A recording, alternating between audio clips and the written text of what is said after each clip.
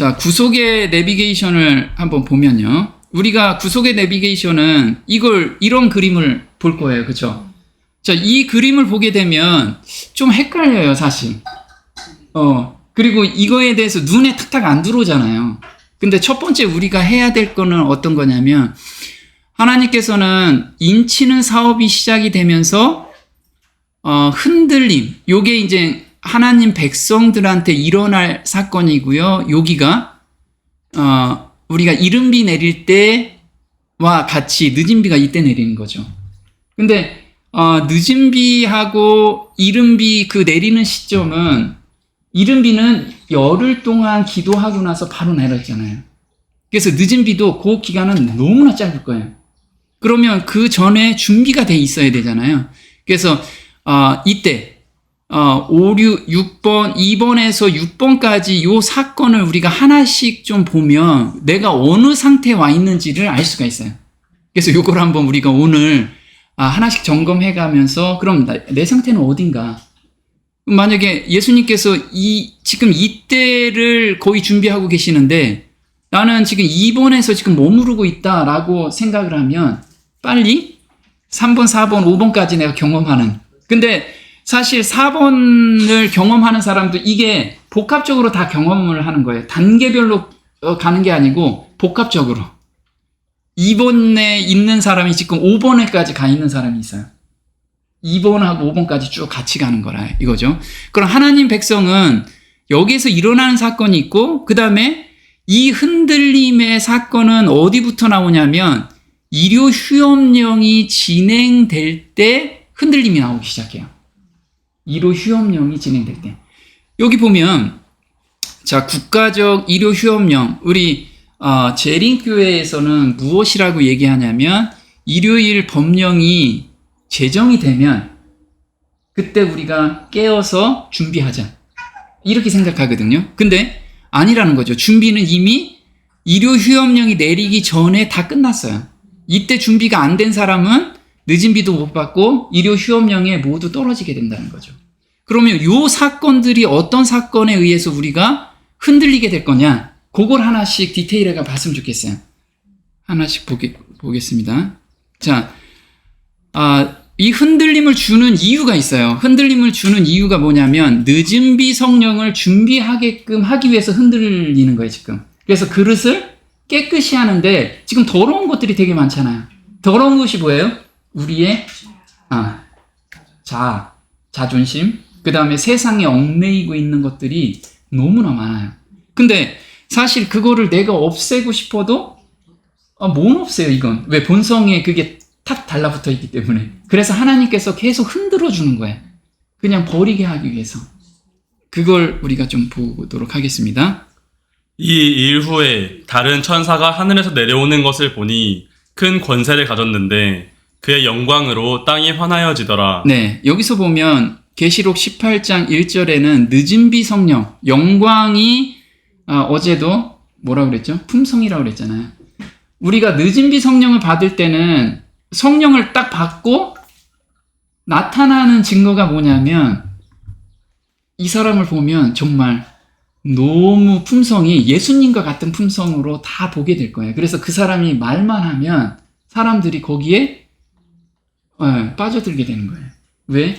그냥 입에서 나오는 어떤 지식적인 얘기가 아니고 품성에서 나오는 이야기를 하기 때문에 그래요. 그래서 늦은 비라는 게 엄청나게 뭔가가 아니고 지금 우리가 예수님의 품성을 하나씩 드러낼 때 그게 작은 빛이 계속해서 발산이 되는 거고요. 그 다음에 그게 정점에 이를 때가 늦은 비의 성령이 나타나는 거예요. 각 사람한테. 그래서 지금 내가 어떤 품성이 안 나타나면 늦은 비도 못 받는 거예요, 사실. 자, 그런데 여기서 이 일이라고 그랬어요. 이 일.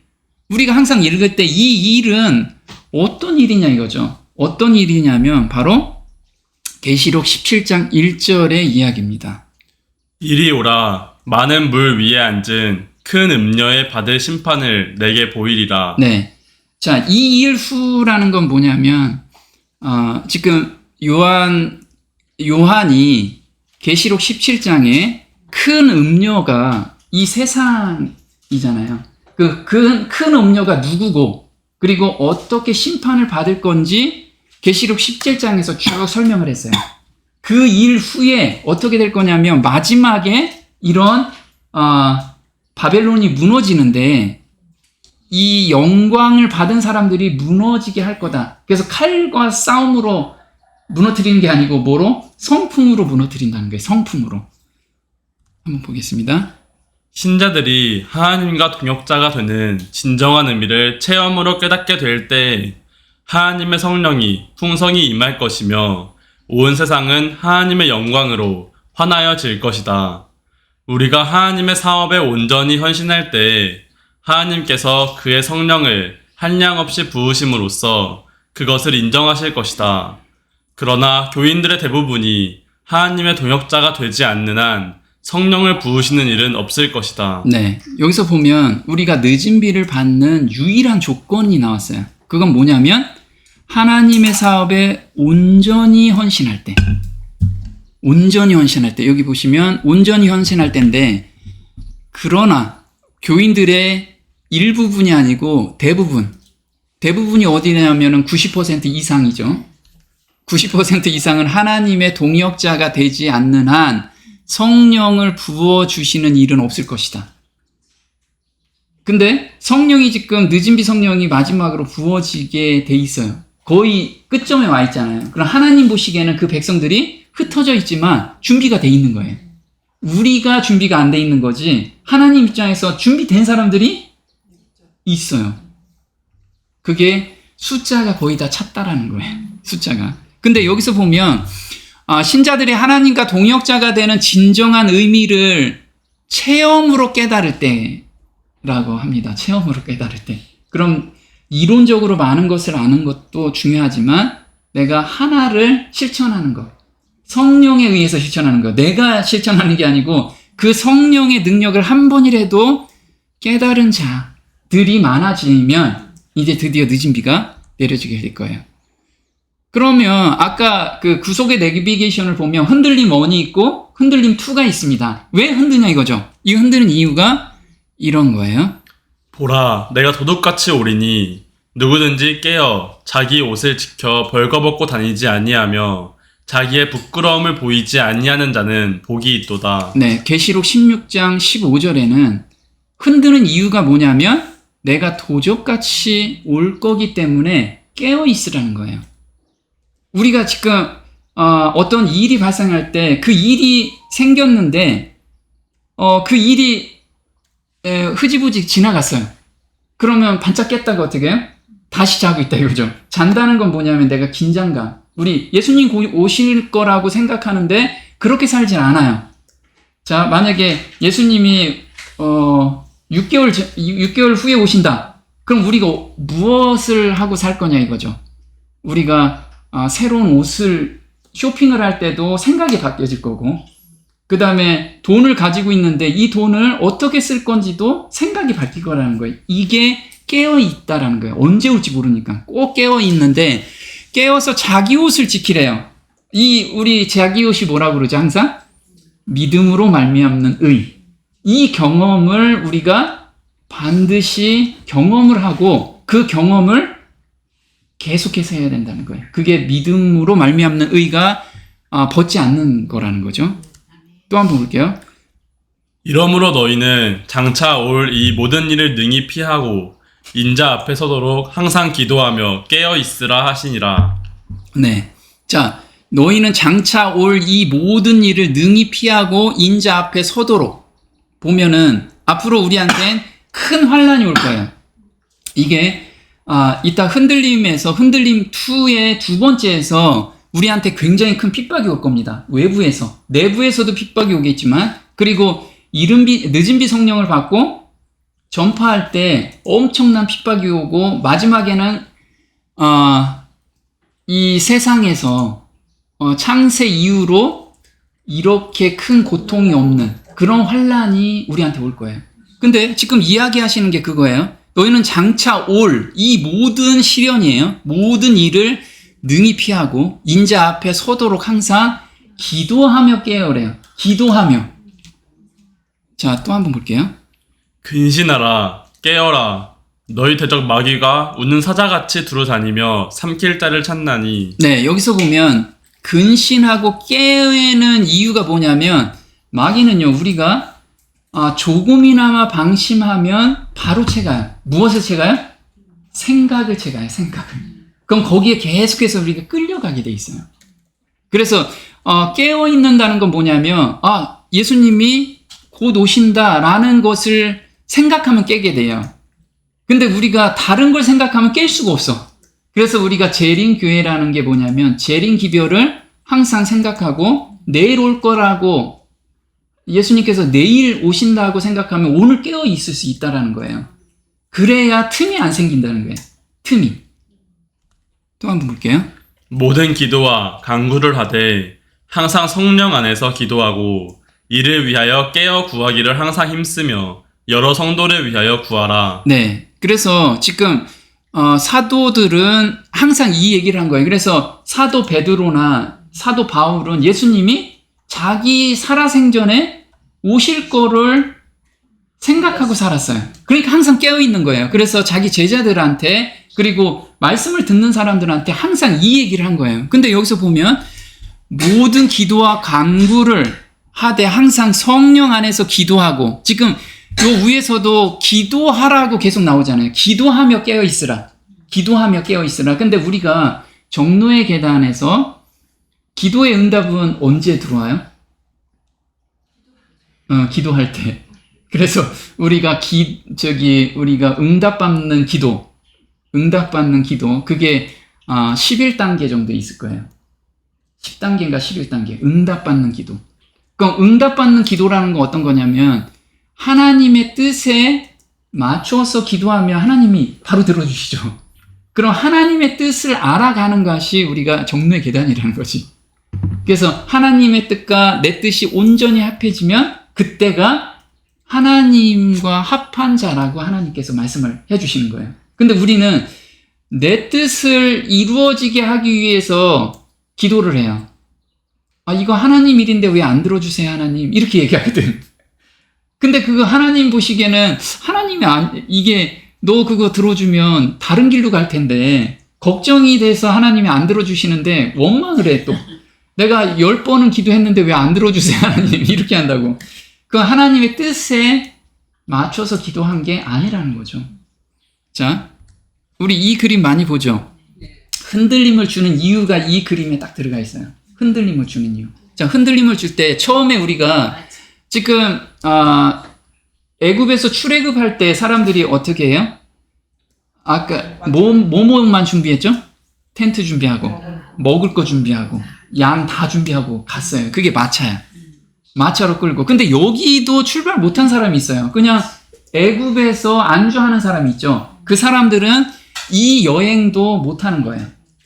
그래서 우리는 여행을 출발했다라고 하는 것은 내가 지금 살고 있는 그런 것에서 빠져나오고 마음이 빠져나오고 이런 것을 지금 하고 있다라는 사람을 전제로 이 그림이 적용이 되는 거예요. 그래서 여행을 떠났잖아요. 여행을 떠나고 그 다음에 길이 점점 좁아져요. 근데 여행을 떠날 이유가 뭐냐면 저 하늘까지 가고 싶은데 출애굽을 하고 나서 만나가 내리기 전까지는 자기들이 가지고 있는 걸 먹고 살았어요. 다. 그렇죠? 근데 자기가 가지고 있는 것을 다 내려놓지 못하니까 길이 좁아지게 하나님께서 인도하신 거예요. 그래서 스스로는 못 내려놓기 때문에 저기 중간에 가니까 이제 걸어가는 사람 있고 더 중간에 가니까 맨발 벗고 가는 사람 있고 더 중간에 가니까 마지막에는 줄만 잡고 간다 이거죠. 이 줄만 잡고 간다는 의미가 뭘까? 그게 뭘까요? 줄만 잡고 가는 거. 네, 좀 이따 볼게요. 자, 흔들림을 허락하신 이유는 한번 볼게요. 흔들림을 허락하신 이유는 경주에 방해가 되는 세상의 모든 무거운 짐과 얽매이기 쉬운 죄를 벗어버리게 하기 위함이다. 우리 스스로는 이런 것들을 벗어버릴 수가 없기 때문이다. 이러므로 우리에게 구름같이 둘러싼 허다한 증인들이 있으니 모든 무거운 것과 얽매이기 쉬운 죄를 벗어버리고 인내로써 우리 앞에 당한 경주를 경주하며 믿음의 주요 또 온전케 하시는 이인 예수를 바라보자. 네, 여기 히브리서 12장 1절 2절에서는 이 얘기를 해요. 히브리서 11장은 믿음의 선진들에 대해서 쭉 예를 들었어요. 예를 들었는데 12장에서는 결론을 내려주는 거죠. 우리가 이 경주는 모든 무거운 것과 얽매기 쉬운 죄. 그래서 우리가 무거운 것이 뭐가 있어요? 우리한테 지금 무겁게 짐을 지우는 거. 얽매이기 쉬운 죄 말고. 지금 자식들, 먹고 사는 거. 그 다음에 남편들. 남편들이래네, 남편. 부모, 이런 분들의 다 우리가 지금 무거운 짐이잖아요, 이런 것들. 이런 분들이 지금 복음을 접해야 되는데 복음도 못 접히고 지금 다들 이게 무겁게 우리한테 오고 있다라는 거죠. 그런데 믿음의 주요 또 온전케 하시는 이인 예수를 바라보면 이런 것을 예수님이 다 해결해 주신다는 거예요. 한번 또 볼게요. 자, 아까 우리가 사람들이 떨어지는 이유 중에서 이게 있습니다. 너희 조상들은 광야에서 만나를 먹었어도 죽었거니와 예수께서 이르시되 내가 진실로 진실로 너희에게 이르노니 인자의 살을 먹지 아니하고 인자의 피를 마시지 아니하면 너희 속에 생명이 없느니라. 내 살을 먹고 내 피를 마시는 자는 영생을 가졌고 마지막 날에 내가 그를 다시 살리리니. 네. 아까 줄이 있잖아요. 밧줄. 그 밧줄이 바로 이거예요. 밧줄이. 네. 오로지 예수님의 말씀만 의지하는 거. 여기까지 우리를 인도해 가실 거예요. 여기까지 인도하시는데 이렇게 얘기하고 여기까지 가면 어느 정도 사람들만 있을까요? 한번 볼게요. 그때부터 그의 제자 중에서 많은 사람이 떠나가고 다시 그와 함께 다니지 아니하더라. 예수께서 12 제자에게 이르시되 너희도 가려느냐? 네. 자, 오로지 만나만 먹고 살아야 된다. 그 경험을 가지고 있지 않은 사람은 그 전에 이미 다 떨어지고요.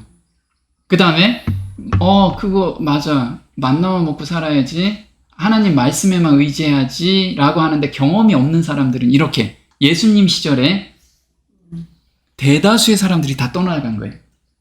심지어 누구까지 떨어지는지 물어봤어요? 제자들한테도. 너희도 가려느냐? 그러니까 그 수많은 사람들 몇만 명이 쫓아다녔는데 다 떨어지고 제자들만 남아있어.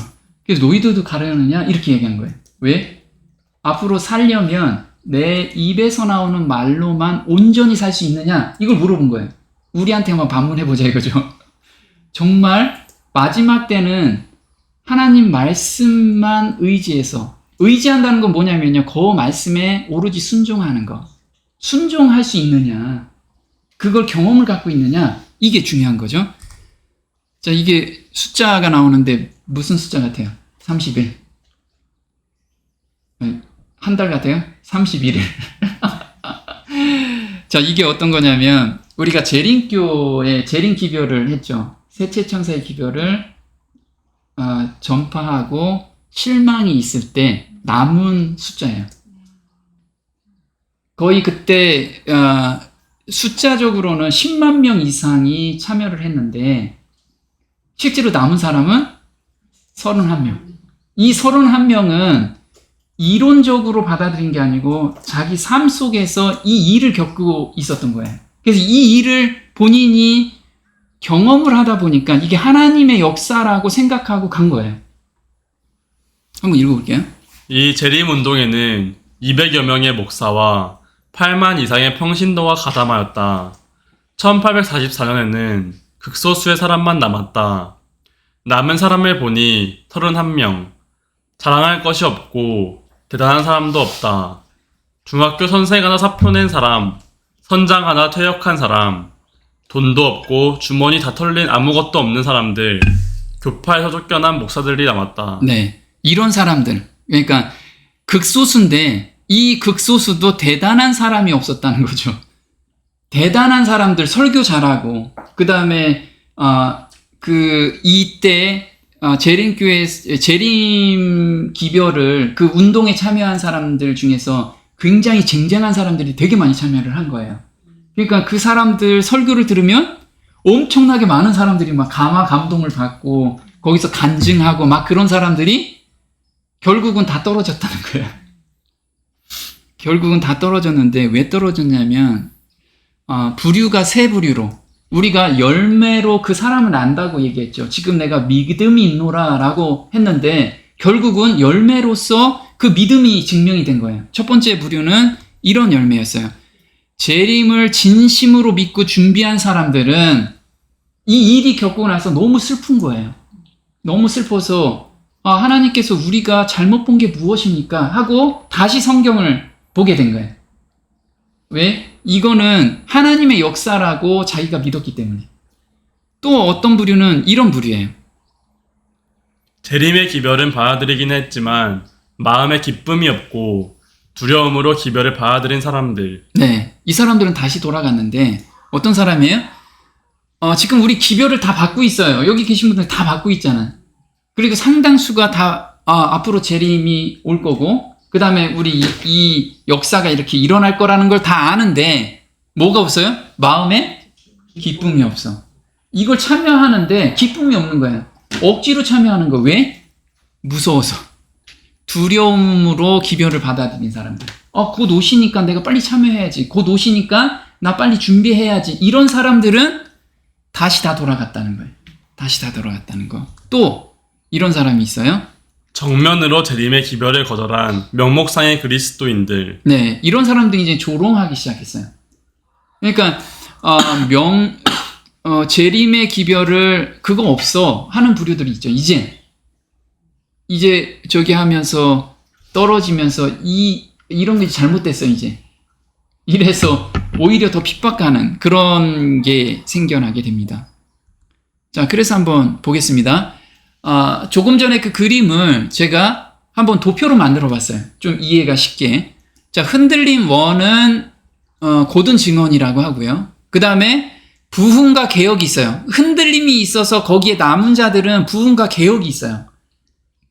그리고 부흥과 개혁이 있으면 흔들림 2가 우리한테 찾아올 거예요. 그리고 이 흔들림 2는 뭐냐면 오류예요, 오류. 우리가 생각지도 못한 오류들이 우리한테 생각으로 다 들어와 있어요.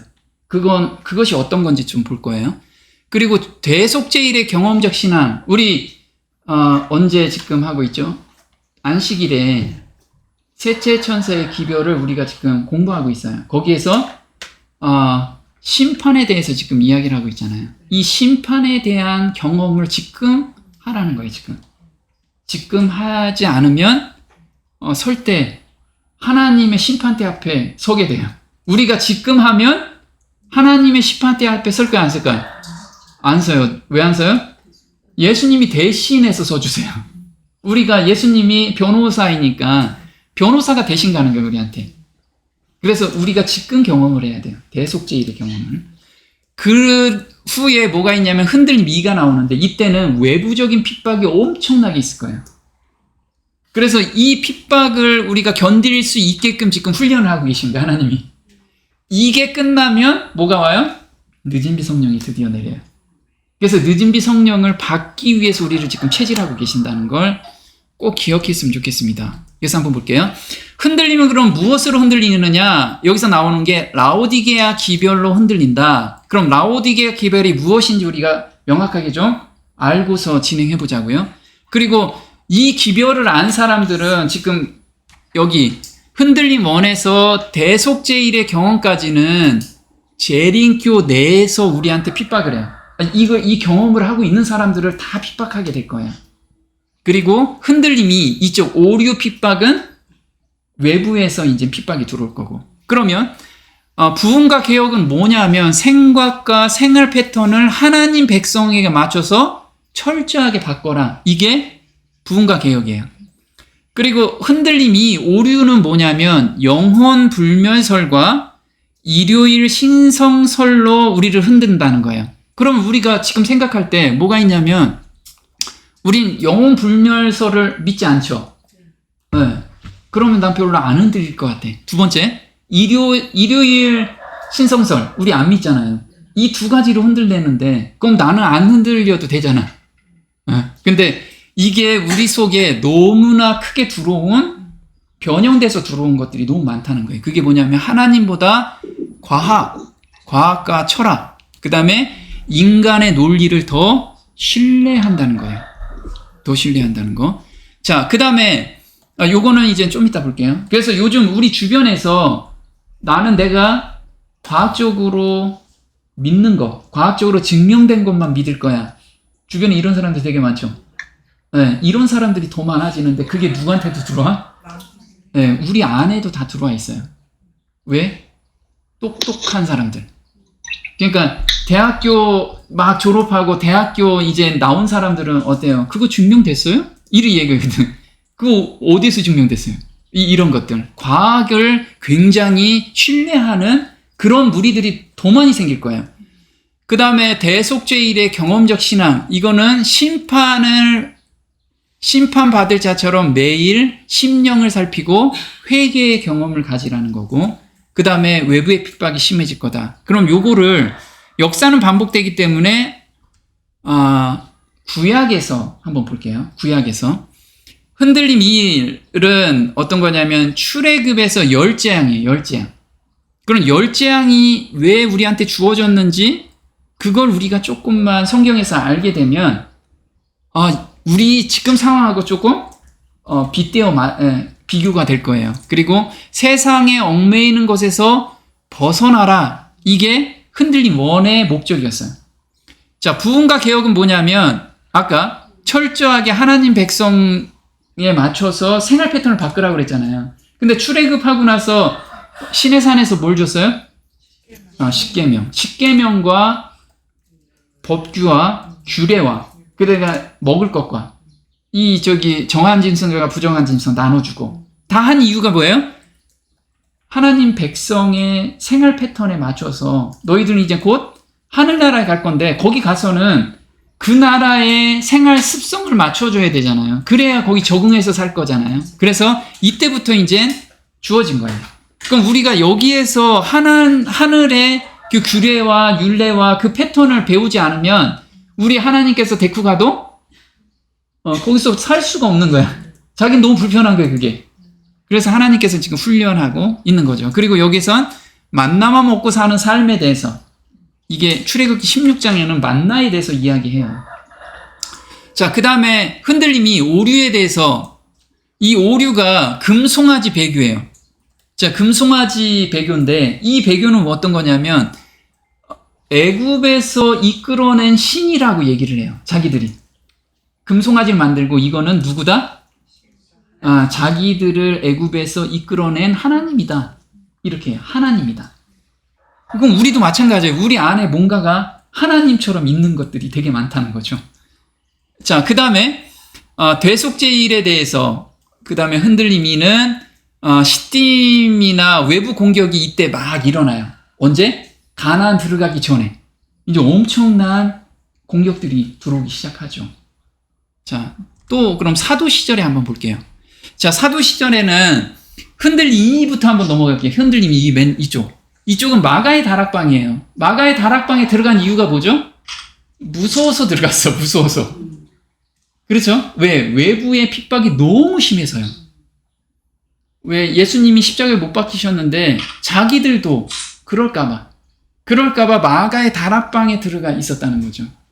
이때 그 다음에 바로 전에는 베드로의 회심이에요.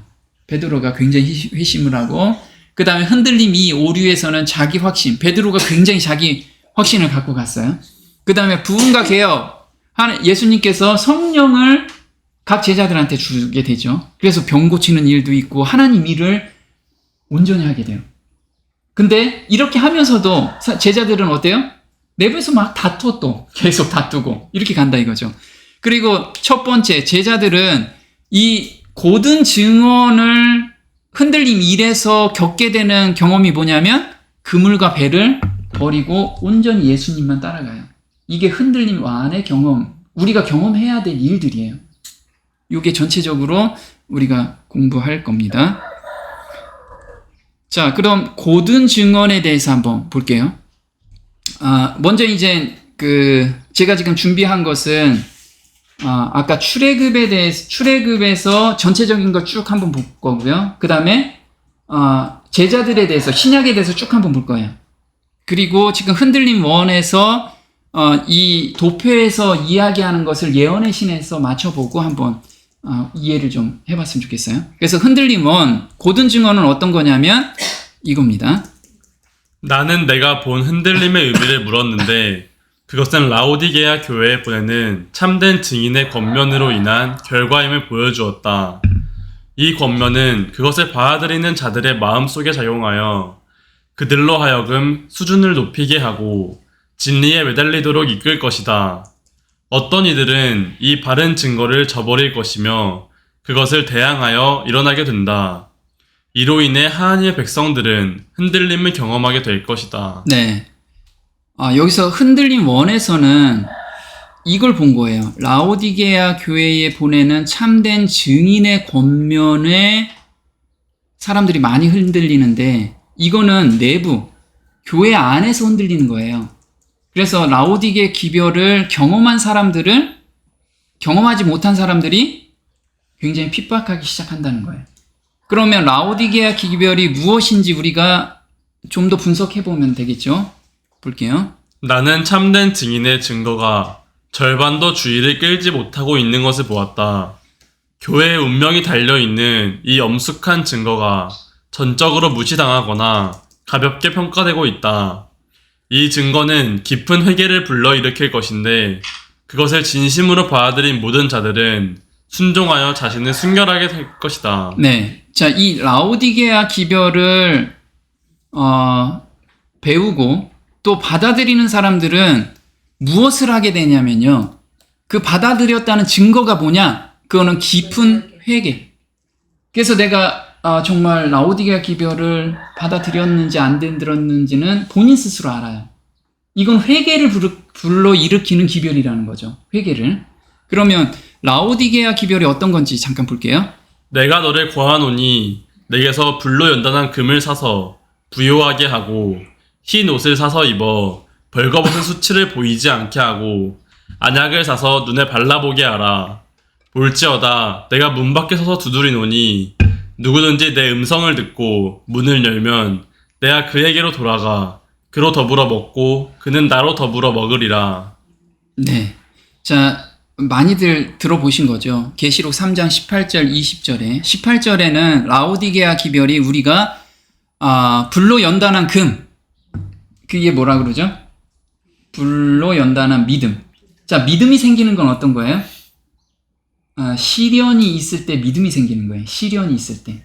그래서 이 시련을 그럼 어떻게 극복하느냐? 이 답이 바로 요거라는 거예요. 음성을 듣는 자만이 시련을 극복한 믿음이 생긴다는 거예요. 두 번째는 흰 옷을 사서 입어라. 그 흰 옷이 우리가 믿음으로 말미암는 의라고 했죠. 그 흰 옷을 입는 가장 기본이 뭐예요? 바로 성령의 음성을 듣는 자. 이 사람들이 그 음성을 따라가야지만 믿음으로 말미암는 의가 완성이 된다는 거예요. 그 옷이 입혀진다는 거예요. 세 번째는 보면 안약을 사서 발라라. 이 안약이라는 게 뭐예요? 우리가 안약을 바르면 볼 수가 있잖아요. 본다는 건 뭐냐면 진리가 참인지 거짓인지를 구별하는 눈이 생긴다는 거예요. 그래서 이 눈이 생긴다는 건 어떤 거냐면 경험을 바탕으로 성경을 보면 참과 거짓을 앞으로는 참과 거짓이요 구분을 못할 거예요. 그냥 이론적으로만 읽는 분들은. 왜 그러냐면 사단은 바로 사단의 능력이 어느 손까지 갔어요? 예수님 바로 밑에 천사장이었어요. 그래서 예수님하고 그런 거 있죠. 자, 천사는 지금 하나님의 계획을 A에서 Z까지 다 알까요? 다 알아요. 우리보다 더 자세하게 성경을 다 분석을 했어. 그래서 어떻게 해요? 같은 성경이라도 단어 하나만 약간 바꿔놓고 우리한테 다 제시를 하는 거예요. 근데 이게 경험을 바탕으로 들여다보지 않으면 절대 구분을 못해요. 근데 마지막 때는요, 그 미혹이 더 많아질 거예요. 그래서 뭐라고 써있냐면, 택하신 자도. 네. 이게 흔들린다는 거 어떤 거냐면, 내가, 흔들리겠지. 아니면 무슨 이적이 있으면 나 거기 안 따라갈 거야. 이게 아니라는 거예요. 말씀으로 우리를 다 흔들리게 될 거예요. 말씀으로. 이게 너무 중요해요. 근데 그 말씀으로 흔들린다는 거는, 내 음성을 듣고 문을 열면, 그래서 우리가 문 앞에 뭐가 있어서 문을 못 연다고 이야기하죠? 네, 예수님께서 지금 계속 문 앞에서 두들기고 있는데 못 여는 이유가 세상, 아까 무거운 짐, 나를 얽매이기 쉬운 죄, 이런 것들이 내 문 앞에 너무 지금 쌓여 있는 거예요. 근데 그걸 내가 처리하고 싶은데 처리도 안 돼. 그래서 예수님 그거 좀 처리해 주세요. 이래야 돼, 우리가. 그걸 맡겨야 되는데 내가 그걸 처리하려고 해. 먼저 처리할 테니까 이제 들어오세요. 이렇게 하려고 하거든. 순서가 좀 바뀌었다는 거예요. 그게 참된 헌신이라는 거죠. 한번 또 볼게요. 우리는 성령의 성화를 알아야만 한다.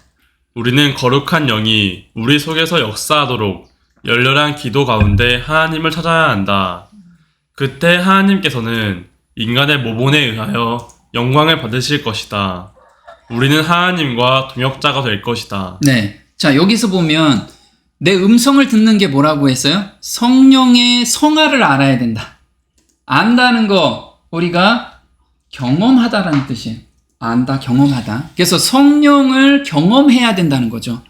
그래서 거룩한 영이 우리 속에 역사하도록 열렬히 기도해야 된다.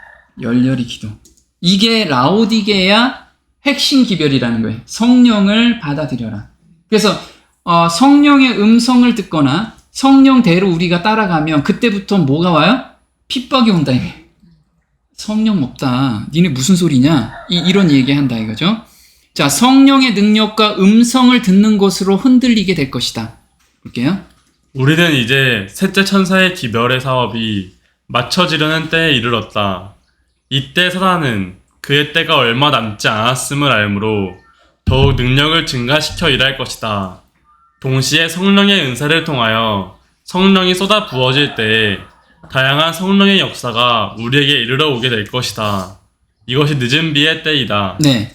자, 셋째 천사의 기별 사업이 마치려는 때에 이르렀대요. 지금 거의 마치려는 때가 왔죠. 이때 사단은 어때요? 네. 근데 사단이 그의 때가 얼마 남지 않았음을 알므로 더욱 능력을 증가시켜 일할 것이다. 지금까지의 능력보다 자기의 온 힘을 다해서 우리를 미혹하게 될 거예요. 그 미혹하게 될 거를 하나님도 아시기 때문에 무엇을? 흔들림이 있다라는 걸 우리한테 지금 계속 제시하고 계시는 거예요. 그래서 흔들림 원에는 이것 때문에 흔들리니까 우리 백성들 그걸 보고 제발 좀 준비해라. 지금 이 말씀을 우리한테 계속 하고 계시는 거예요. 한번 볼게요. 시련의 때와 기회를 가졌던 자들로서 하나님의 음성을 식별하지 못하고 성령의 역사하심을 깨닫지 못한 자들을 하나님의 영께서 관용하실 것이라고 말하는 것은 내 자신의 말이 아니다. 그때 마지막 순간에 서는 많은 사람들은 진리를 보고 인정하게 될 것이다. 네. 자, 시련의 때와 기회를 가졌던 자들로서 이게 누구예요? 재림교인들이야. 그렇죠? 이 기별을 지금 받은 사람들이 재림교인들이죠. 하나님의 음성을 식별하지 못하고 성령의 역사하심을 깨닫지 못한 자들은 이거예요. 음성을 식별하지 못하고 역사를 깨닫지 못한 자들. 이 사람들은 나중에 저게 성령의 음성이었구나. 이걸 깨닫게 될 거예요. 나중에 본인들이 떨어지고 나서. 자, 성령 충만한 자들에게 광신주의라고 할 것이다. 볼게요. 사람들이 진리의 이론에만 만족하고 품성의 외부적인 변화에 나타나는 바 심령에 미치는 하나님의 영의 일상적인 역사하심이 결핍되는 한 저들은 주님의 사업을 위하여 보다 크게 능률적으로 일할 수 있는 저역에서 저들 자신을 끊어버리는 것이다. 오순절에 있었던 것과 같은 성령의 침례는 참된 신앙의 부흥을 일으킬 것이며 많은 기사들을 행하게 할 것이다. 하늘의 지적 존재자들이 우리들 가운데 내려올 것이며 사람들은 하나님의 감동하심을 입은 대로 말할 것이다. 그러나 만약 주님께서 오순절 날과 그 이후에 하신 것처럼 사람들에게 역사하신다면 현재 진리를 믿노라고 공언하면서도 성령의 역사하심에 대하여 거의 아는 것이 없는 많은 사람들은 광신주의를 조심하라고 외칠 것이다. 또한 저들은 성령이 충만한 자들을 가리켜 저희가 새 술에 취하였다고 말할 것이다. 네. 지금 이런 경험을 하는 사람들이 꽤 있을 거예요. 그죠? 자기 교회 안에서도, 야, 이게 너무 광신이야. 그거 하지 마. 이런 거 자꾸만 듣게 될 거예요. 들을수록 우리는 뭐라고 생각하면 돼요? 아, 내가 제대로 가고 있구나. 이렇게 생각하시면 돼요. 네, 이거 진짜, 이미 이럴 것이라는 것을 보고 이야기를 하고 있기 때문에 그래요. 그래서, 하나님의 영의 일상적인 역사심이 결핍된 자예요. 그래서 성령의 역사가 하루아침에 번개처럼 빵 와서 너한테 성령이 내렸다. 이게 아니라는 거예요. 그 음성에 그냥 잔잔하게 따라가는 거. 이게 일상적인 역사심이에요. 네, 그래서 우리 삶에서 지금 역사하시는 그 음성에 우리가 따라가야 된다는 거죠. 그런 사람만이 늦은 비도 받을 수 있는 거예요. 그런 사람만이. 자, 극단적으로 믿지 말라라고 외칠 것이다. 그리스도인이라고 공언하는 자들의 큰 죄는 저들이 마음 문을 열고 성령을 받아들이지 않는 것이다. 영혼들이 그리스도를 갈급하며 주님과 더불어 하나가 되려고 노력할 때 경건의 모양만으로 만족하는 자들은 조심하라, 극단적으로 믿지 말라 라고 외칠 것이다. 하늘의 천사들이 우리들 가운데 내려오고 인간 대리자들을 통하여 활동할 때 오순절 이후에 있었던 회개의 상태와 같은 순수하고 실질적인 회개가 있을 것이다. 형제들이여, 조심하면서 인간적인 흥분을 자극하는 분위기에 휩쓸리거나 그런 자극을 시도해 보려고 하지 말 것이다. 그러나 우리들은 인간적인 흥분에 휩싸이지 않도록 조심하는 반면에 성령의 역사하심에 관하여 질문을 던지며 의혹을 품는 무리들 속에 끼어서는 안 된다. 왜냐하면 성령께서 남녀들의 마음을 완전히 사로잡을 때 그것을 이해하게 여기며 비판할 자들이 있을 것인데 저들의 심령은 감동을 받지 못하고 냉담한 채 감수성이 묻어졌기 때문이다. 네. 자, 여기 보면요. 우리가 경건의 모양만 만족하는 자들이 있다. 이건 뭐냐면 내가 행동은 그냥 그렇게 계속 하는 거예요. 우리 안식일 잘 지키고 채식 잘하고 뭐하고 이게 경건의 모양만 있는 거예요. 경건의 능력은 내가 성령의 능력이 여기에서 나와야 된다는 거예요. 성령의 능력이. 그래서 보면 지금 라오디게아 기별을 지금 이야기하고 있죠. 거기에서 뭐라고 나와요? 그리스도인이라고 공언하는 자들의 큰 죄는 큰 죄래요. 작은 죄도 아니고 저들이 마음 문을 열고 성령을 받아들이지 않는 것이다. 그래서 우리는 성령을 항상 간구해야 돼요. 갈구해야 되고. 근데 이런 거죠. 인간적인 흥분을 자극하는 분위기에 휩쓸리거나 그런 자극을 시도해 보려고 하지 말 것이다. 그래서 우리가 막 광신적으로 성령을 받으면 뭔가 뜨겁지 않냐. 물론 말씀을 읽다가 성령을 자기가 느끼게 되면 자기 나름대로의 뜨거움이 있어요. 뜨거움이 있는데 그걸 막 강조하거나 그거 먼저 사람들한테 이야기하지 말라는 거예요. 왜? 그러면 말씀 먼저 깨달아야 되는데 그 느낌을 먼저 계속 바라기 때문에 그렇다는 거예요. 바라기 때문에. 네, 그래서 그걸 조심하라고 지금 이야기하는 거예요. 그래서 성령의 역사심에 관하여 질문을 던지며 의혹을 품는 무리들. 그래서 성령을 인정을 안 하는 무리들이라는 거죠. 성령이 정말 있어? 아니, 말로는 성령을 이야기하는데 성령의 능력에 대해서 부인하는 자들. 그런 자들하고는 어떻게 알아요? 네, 같이 놀지 말래요. 왜? 물들기 때문에. 그래서 이 성령을 인정하는 사람들끼리 계속해서 하나님께서 모으고 계시는 거예요. 그게 연합과 분리와 연합이죠. 분리와 연합. 지금 그 체질하는 과정을 지금 우리가 겪고 있는 거예요. 한번 볼게요. 성령의 역사는 말씀을 깊이 연구하는 데서 생겨난다. 사람들은 그리스도 당시에 그랬던 것처럼 표적을 구한다. 그때 주님께서는 저들에게 보여줄 아무런 표적도 없다고 말씀하셨다. 지금 항상 나타나야만 할 표적은 성령의 역사하심이 교사의 심령에 적용하여 말씀을 가급적 감명 깊게 가르치도록 하는 일이다.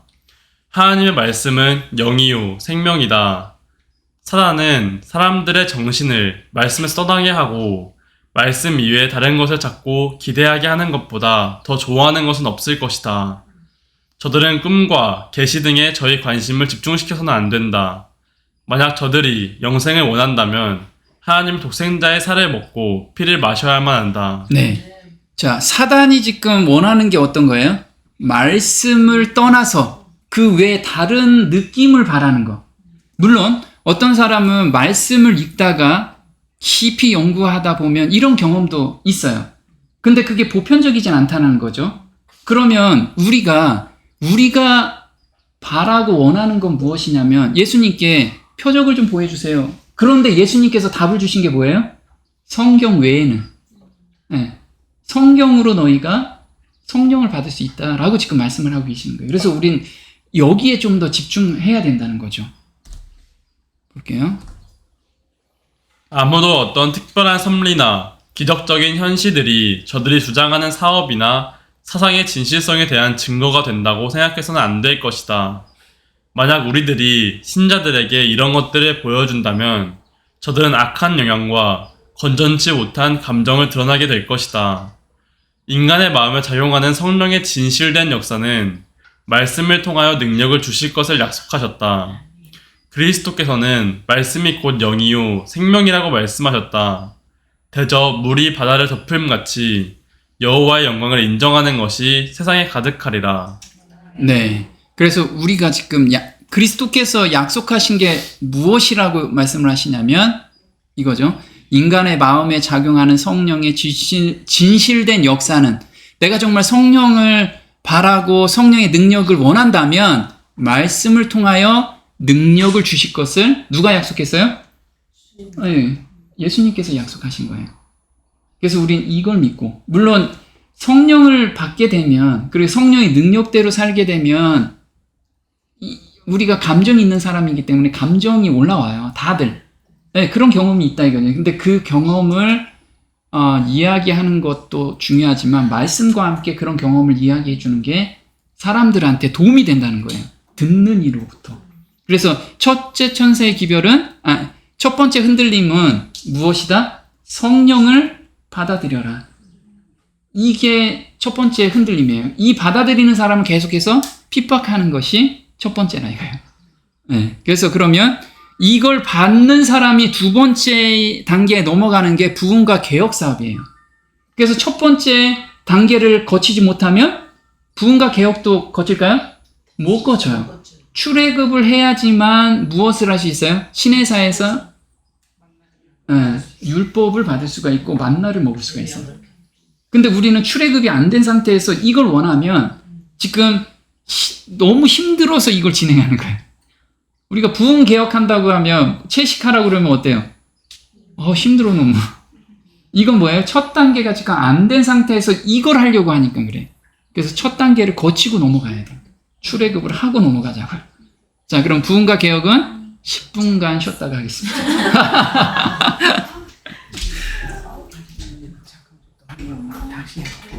허리 아프겠어. 잠깐 일어나.